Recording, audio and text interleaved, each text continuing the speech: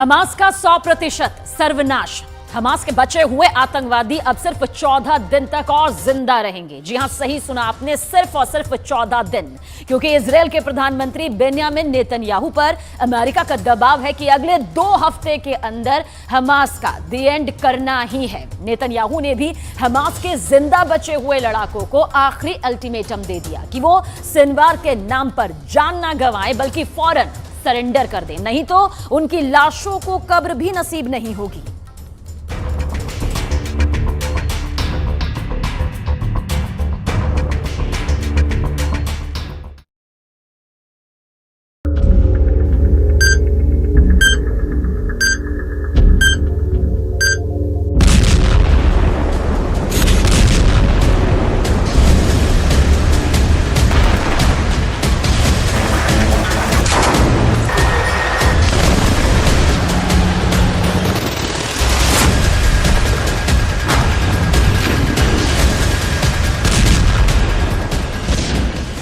Hamas अब पूरी तरह खल्लास।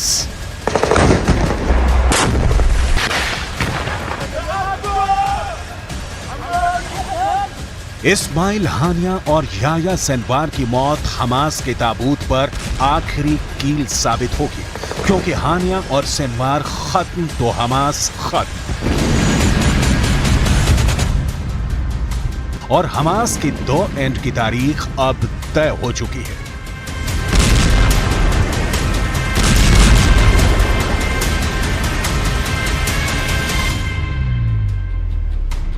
अमेरिका ने इजरायल को जंग जल्द खत्म करने का अल्टीमेटम दे दिया है। नेतन्याहू ने बता दिया है कि हमास का आखिरी लड़ाका किस दिन मौत के घाट उतारा जाएगा। इजरायल ताल ठोक कर कह रहा है कि बीते 2 महीने में वो हमास के करीब 7,000 लड़ाकों को मौत की नींद सुला चुका है।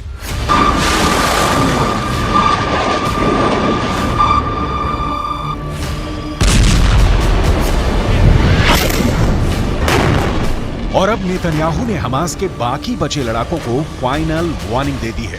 उन्हें 2 टूक कह दिया है कि वो जिंदा बच सकते हैं, मगर उसके लिए उन्हें इजरायल से हारना होगा।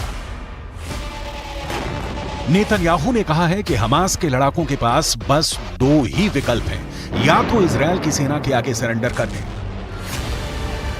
या फिर इजरायल की फौज की गोलियों से अपना सीना छलनी करवा लें।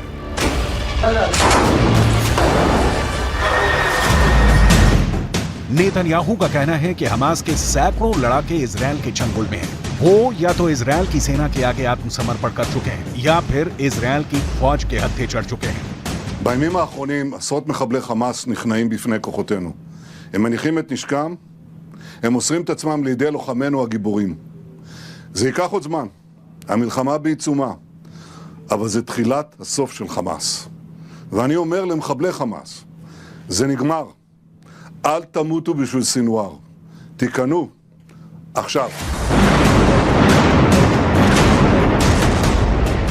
कुछ दिन पहले गाजा पट्टी से हमास के दर्जनों लड़ाकों के इजरायल के आगे घुटने टेकने की तस्वीरें भी सामने आई थी। उन तस्वीरों में हमास के लड़ाकों के शरीर पर अंदरूनी कपड़ों के सिवा कुछ नजर नहीं आया था। वीडियो में वो अपने हथियार फेंकते दिखे, मगर इस बार नेतन्याहू ने खुद अपने मुंह से हमास के लड़ाकों को धमकी दे डाली है कि अगर उन्होंने एक पल की भी देर की तो इस तरह अपनी जान बचाने का मौका भी नहीं मिलेगा।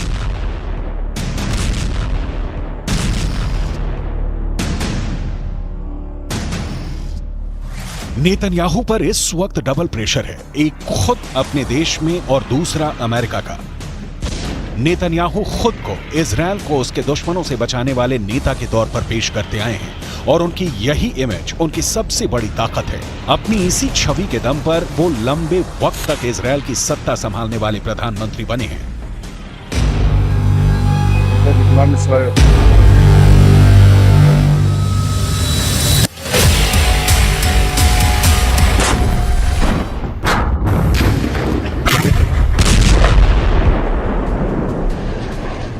मगर 7 अक्टूबर की तारीख ने उनकी साख पर ऐसी कालिक पोती कि वो धुले नहीं धुल रही।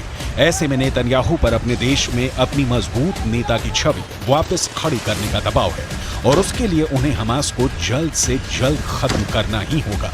लेकिन इसके साथ खबर यह भी है कि नेतन्याहू पर बाइडन भी आग बबूला है।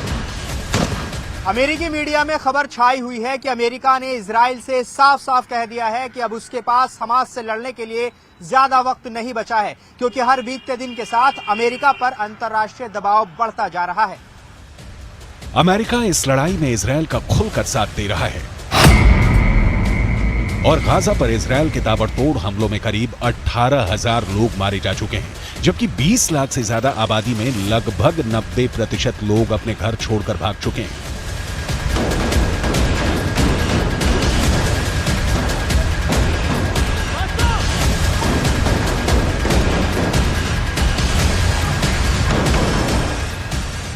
इस वजह से पूरी दुनिया, खास तौर पर मुस्लिम देश, गाजा की तबाही के लिए अमेरिका को कसूरवार ठहरा रहे हैं। कहा जा रहा है कि इसलिए अमेरिका ने इजरायल को दो टूक कह दिया है कि किसी भी सूरत में इसी महीने के आखिर तक युद्ध खत्म हो जाना चाहिए।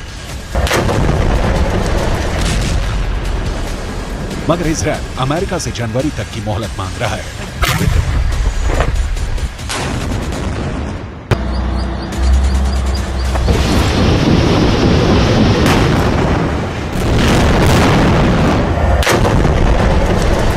माना जा रहा है कि इसी वजह से अमेरिका ने संयुक्त राष्ट्र की सुरक्षा परिषद में गाजा में युद्ध विराम के लिए लाए गए प्रस्ताव पर भी अड़ंगा लगा दिया।